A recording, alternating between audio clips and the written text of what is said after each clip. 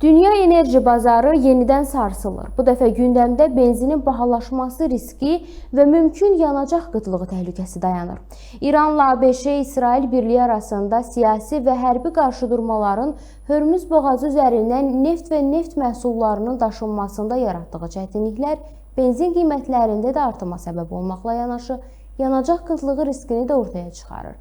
Hazırki vəziyyət göstərir ki, enerji marşrutlarında yaranan istənilən problem qlobal bazarda zəncirvari təsirlərə səbəb olur və xüsusilə enerji ixalından asılı olan ölkələr bundan daha çox təsirlənir.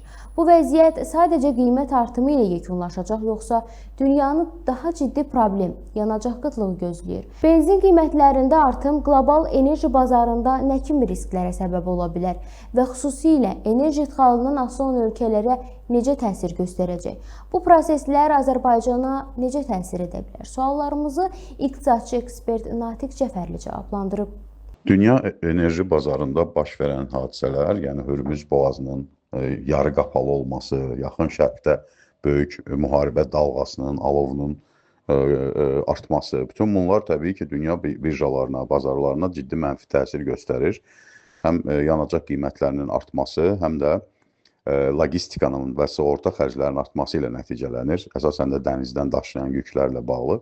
Bütün bunlar dünya iqtisadiyyatında resessiyaya səbəb ola bilər və nəticə etibarilə dünya iqtisadiyyatında enerji böhranı, enerji çatışmamazlığı ilə də nəticələnə bilər. Yəni, Körfəz ölkələri dünya enerji bazarında mühüm rol oynayan ölkələrdir. Onlardan hasilatın və yaxud da dünya bazarına çıxarılan neftin və qazın azalması dalğavari effektlə bütün dünyaya təsir göstərir və hər şeyin qiymətini artıra bilər və ümumiyyətlə inflyasiyanı yüksəldə bilən amilə çevrilə bilər dünyada. Benzin qiymətlərinin artması neftə bağlıdır. Yəni neft bahalaşır deyə benzinin də qiyməti artır və hamıda belə bir gözlənti ən azından formalaşıb ki, yaxın bir neçə həftəyə bu yekunlaşarsa bu proses, müharibə və yaxud da hansısa bir anlaşma olarsa, benzin qiymətlərdən neftlə paralel olaraq düşəcək. Amma indi yaz əkini dünyada davam eləyir. Bu ciddi belə ərzaq problemini də gətirə bilər. Çünki dizel yanacağı dünyanın hər yerində kənd təsərrüfatında ən çox istifadə olunan yanacaq növüdür və dizelin bahalaşması onu deməyə əsas verir ki, bu il ərzaq məhsullarının da bahalaşmasına səbəb olacaq. Çünki əkində, biçində dizel yanacağından istifadə edilməsi nəticə etibarilə həmin məhsulların maya dəyərinə ciddi mənfi təsir göstərir. O ki, qaldı Azərbaycana, Azərbaycan ixalçı ölkə deyil. 1.95 markalı benzini biz, premium markalı benzini ixal edirik, bir hissəsini.